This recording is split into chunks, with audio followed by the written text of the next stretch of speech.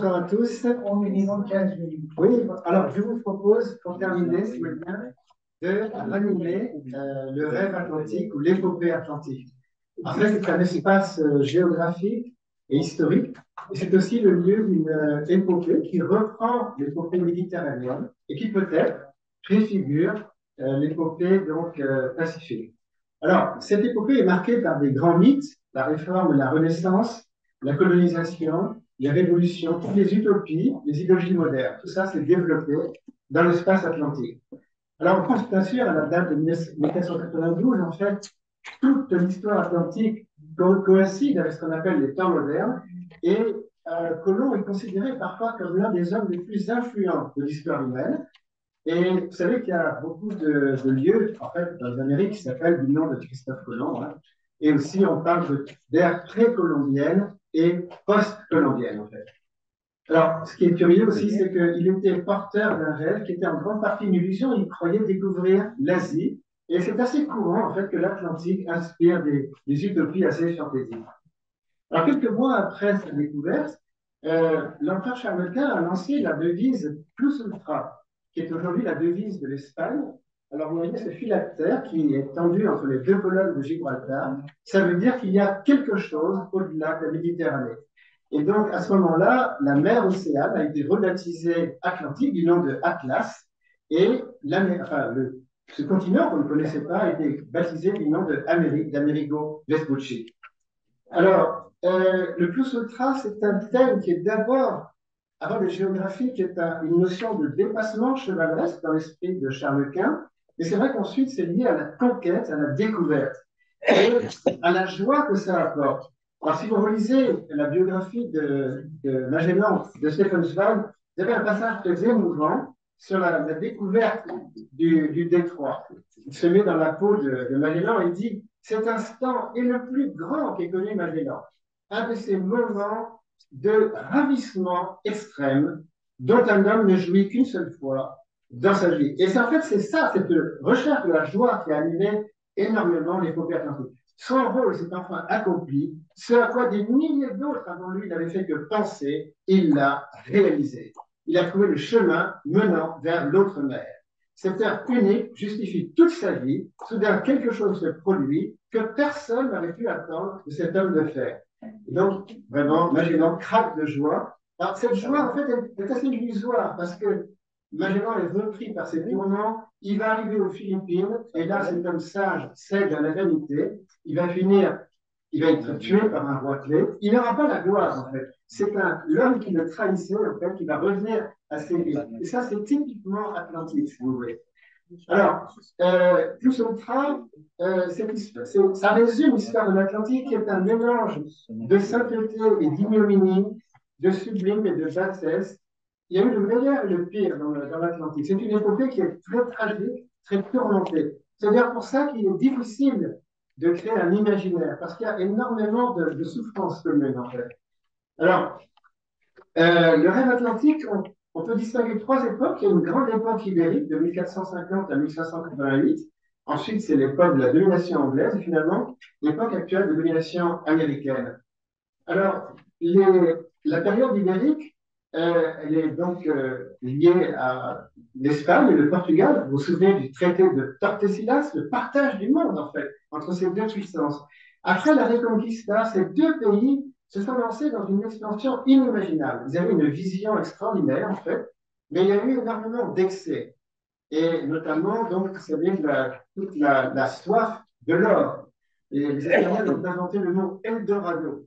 Et en fait, il y a eu énormément de mines d'or, d'argent qui ont été pillées. Eldorado, c'est aussi un paysage mental. C'est-à-dire que c'est aussi devenu la quête de la nation idéale où l'être humain va atteindre la plénitude, l'âge d'or. C'est donc pas seulement un plus ultra géographique, c'est aussi une sorte de dépassement. Il doit exister une région du monde où on peut atteindre la plénitude. Et d'ailleurs, les missionnaires chrétiens transformeront cette notion païenne en l'idée du royaume de Dieu. Vous vous rappelez le film Mission, hein, le Roland Joffé. Il y a cette histoire véridique. Les jésuites au Paraguay croyaient vraiment fonder le royaume de Dieu sur terre. C'est-à-dire un modèle où la spiritualité, la politique et l'économique sont unis quotidiennement. C'était ça l'idéal des jésuites. là encore, grosse illusion, puisque le clergé, en fait, a détruit cette utopie. Vous voyez, l'épopée atlantique est remplie d'Américains. C'est des projets souvent intéressants, mais caricaturés. Alors, il y a un homme qui est très intéressant là-dedans, c'est Bartolomé de las Casas. C'était un propriétaire. Et au départ, il n'avait rien du tout contre la colonisation. Au contraire, il en vivait. Et puis, il s'est converti, il est devenu dominicain. Et là, il a non seulement il a voulu humaniser le sort des Indiens, mais dans sa théologie, en fait, il dit, mais la personne indienne vit l'évangile beaucoup plus naturellement que l'Européen. Nous avons enfin trouvé un peuple de gens innocents et purs qui vivent cette parole dont nous, les Européens, nous nous sommes éloignés. C'est quand même énorme de dire ça. Et dire oui, mais il était quand même raciste. Il pensait remplacer dans les travaux infâmes les Indiens par des Noirs, des esclaves. Alors il s'est repenti ensuite de cela. Et il a eu plusieurs conversions dans sa vie. Ça aussi, c'est un personnage extrêmement intéressant de l'histoire atlantique. Alors, les Espagnols ont fait grand, ils ont été vraiment pris par leur rêve de Plus Ultra et ils ont été battus finalement par les Anglais, l'invincible Armada. Hein. Et là, donc, commence l'hégémonie britannique. Alors, elle est marquée. Alors, pourquoi l'invincible Armada? Parce que, en fait, les Espagnols et les Portugais voulaient punir l'Angleterre et les Pays-Bas pour la réforme. Parce que finalement, l'Espagne ne voyait pas d'un bon œil cette explosion de la réforme calviniste. Effectivement, après la défaite de l'invincible Armada, on voit que les Pays-Bas deviennent la première puissance commerciale du monde. Plus encore, c'est le pays qui a inventé le bonheur moderne. Bien que calviniste, c'est une nation heureuse avec une vraie société civile, en fait. C'est un État républicain avec des assemblées, et ce sont des gens totalement sortis de la féodalité. Alors, c'est l'âge d'or des Pays-Bas, avec très grand peintre, et en fait, c'est l'ancêtre, en grande partie, du mode de vie américain dans ce qu'il a de meilleur, hein, tradition calviniste. Alors, en Angleterre aussi, il y avait les puritains qui n'ont pas franchement réussi sur place, et après cela, l'histoire atlantique va s'écrire en anglais, avec la King James Bible, le Mayflower, enfin, tout le vocabulaire, si vous voulez, anglais. Là aussi, des grands mythes, American Dream, City on a Hill, on en a parlé, From Rags to Riches. Donc, en fait, l'Angleterre et les États-Unis vont exporter leur langue, hein, qui devient le latin de notre époque. Alors ensuite, il y a l'époque des révolutions. Jacques Godchaux a parfaitement montré pourquoi les révolutions atlantiques ont commencé aux États-Unis. Il y a une projection. Finalement, les idéologues comme Jean-Jacques Rousseau et d'autres se sont dit, il y a un territoire où les êtres humains sont prêts pour la démocratie. Ce n'est pas en Europe où nous sommes vieillis par la féodalité, etc.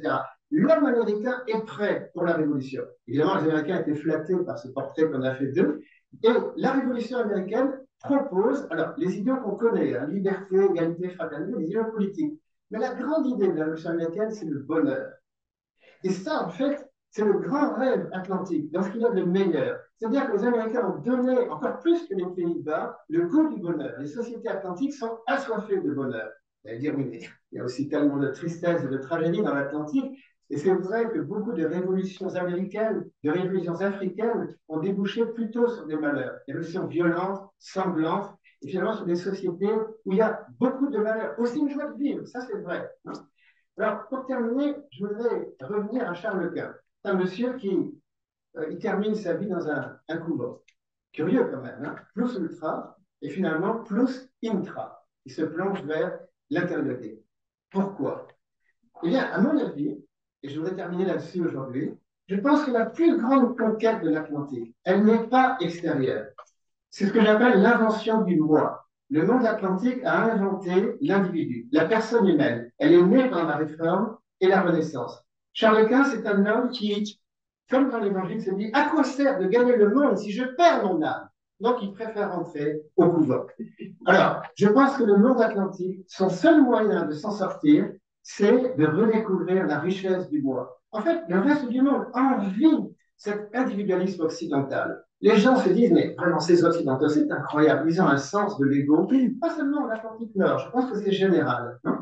Si vous regardez ce qu'il y a de commun dans le monde atlantique, de commun sur les deux Amériques, l'Europe et l'Afrique, en grande partie, c'est l'héritage monothéiste. C'est ça qui est commun avec les églises. Donc c'est vrai que malheureusement en Europe, il y a de l'athéisme, Mais ce n'est pas le dernier mot. Une autre chose, c'est la recherche de la citoyenneté. Alors c'est vrai qu'en Amérique du Sud et en Afrique, c'est balbutiant. Il y a une telle soif de société civile, de démocratie représentative. C'est le monde atlantique qui a lancé ces idées. Alors même si c'est caricaturé, et on peut dire, mais ils font n'importe quoi dans certains pays, non, ils veulent y arriver, à leur façon. Et puis c'est quand même l'Atlantique qui a inventé tous ces créateurs, ces businessmen, toute cette esthétique, ces règles de business, c'est nous qui les avons inventées.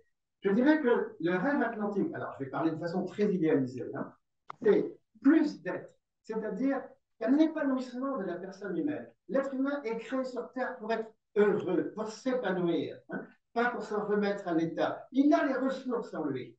Et je dirais même plus, le monde atlantique, c'est un vocabulaire d'aimer davantage. Nous sommes un monde de solidarité, de sécurité sociale, d'assurance. Nous faisons attention aux autres. Il y a le care. Ça veut dire pas dans tous les pays, je sais, il y a beaucoup de cynisme aussi avec ça. Mais c'est quand même en Atlantique que ces valeurs se sont affirmées, même si elles sont caricaturées.